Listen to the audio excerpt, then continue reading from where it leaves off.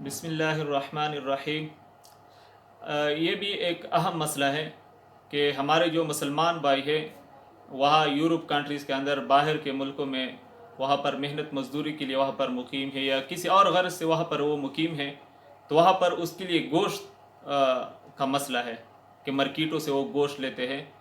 तो याद रखिएगा कि मुसलमान का ज़बीहा या अहले किताब का ज़बीहा ये बिल्कुल हलाल है, जायज़ है। अल्लाह ताला फरमाते हैं वतआमुल्लज़ीना ऊतुल किताबा हिल्लुल लकुम, कि जो अहले किताब है उसका ज़बीहा हलाल शुदा जानवर वो भी उसका खाना जायज़ है। लेकिन आजकल मसला ये है कि अक्सर अहले किताब है, यहूदी है या ईसाई है, वो दहरियत की तरफ मुंतकिल हो चुके हैं। उसका अपने मज़हब से, ईसाइयत से, यहूदियत से बिल्कुल मनहरफ हो चुके हैं और दहरियत के अंदर शामिल हो चुके हैं। लिहाजा जब तक इत्मीनान की कैफियत हासिल ना हो, वहाँ पर आपको इत्मीनान ना हो कि ये जो यहूदी है या ईसाई है अपने मज़हब पर बरकरार है, तो उसका ज़बीहा उस वक़्त तक उससे परहेज़ करना लाजिम है।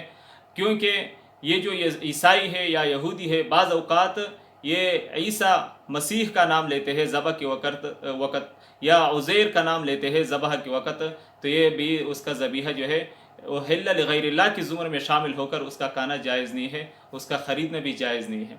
दूसरा मसला कि जानवर के सामने छरी तेज़ करना, ये उलमा किराम ने लिखा है कि ये मकरूह है, क्योंकि उससे उसको तकलीफ़ होती है, लिहाजा ये भी मुनासिब नहीं है, बल्कि उससे हट कर किसी और दूसरी जगह आप कर लें।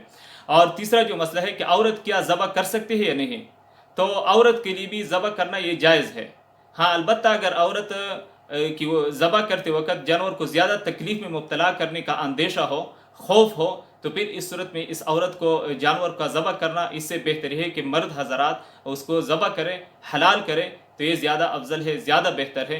क्योंकि औरत जो है ना ये लतीफ़ुल क़ल्ब होते हैं, इस वजह से ऐसा ना हो कि ज़्यादा वक़्त देर हो सके और जानवर को इससे तकलीफ़ हो सके। लिहाजा बेहतर फिर यही सूरत होगा कि मर्द, वरना ये भी जायज़ है कि अगर औरत ख़ुद उसको ज़बह करे। व आखिर दावाना अनिल हम्दुलिल्लाहि रब्बिल आलमीन।